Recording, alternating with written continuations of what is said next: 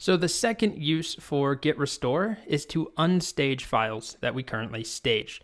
So if we made a mistake, we stage something, it's going to be included in the next commit, and then we decide, we really don't want that, we can unstage it using git restore and then -- staged in a file name. So I'll demonstrate this. Let's restore back to head. So we'll just do git restore, git restore our files, cat and dog. We'll go back to first, second, and third in both of them. So now I'm going to make a new commit in here, fourth commit. So I'll just put that in both of them. And for the sake of this example, I'm going to make a file. I'll call it secrets.txt. And in here, I'll put something like, API key equals some API key, and then credit card number equals, and then some fake, I don't think that's the right number of digits, but let's say that's your credit card number. Okay, then I forget about this file, and I'm ready to make my next commit. So I head over here and I type git add dot, and then I have a horrible sinking feeling. I type git status. I realize, shoot, I did not want to stage my secrets file. I don't want to include that. Now, ideally, I would have a git ignore, and it would include that file. But still, there are times if you've done a lot of work and you need to split your changes up into a couple of commits, you might add a file that you don't want to stage. You might want to remove it. That's what we're doing here. I want these two to be included, right? I want fourth commit. I want that to be included, but I want to unstage this. So to do that, git restore -- staged, and then the file name. So here we go. Git restore -- staged secrets, not stages, staged. Okay, type git status, and now it's not being tracked, right?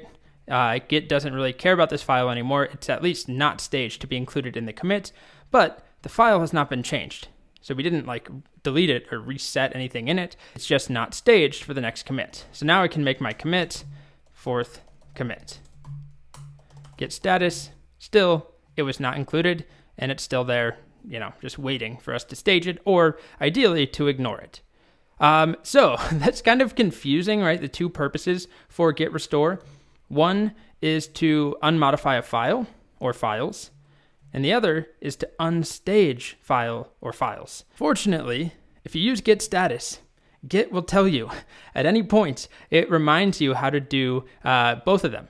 So, for example, if I stage a change, which right now I don't have anything, but if I do stage that change, git add secrets.txt, and I type git status, it tells me right here, this is going to be committed. If you don't want that, use git restore -- staged, and then a file name to unstage. Because honestly, I struggle to remember this. I don't have to do it all that often.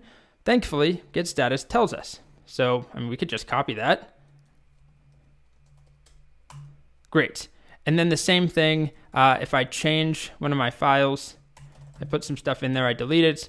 Great. Git status. It says, hey, you modified that file. And it also mentions to discard the changes in the working directory, use git restore and then the file name. So I'll do that. Git restore cat.txt, and we're back to where we were. So you don't have to remember it at all times. You can just use git status. It will remind you what to use. It does not show you in git status, though, that you have this option, right, to specify a different source. Not as common, but this does allow you to reset the contents of a file to what it looked like 10 commits ago if needed. So you can use that -- source. It defaults to head, as we've seen. Okay, so that's git restore.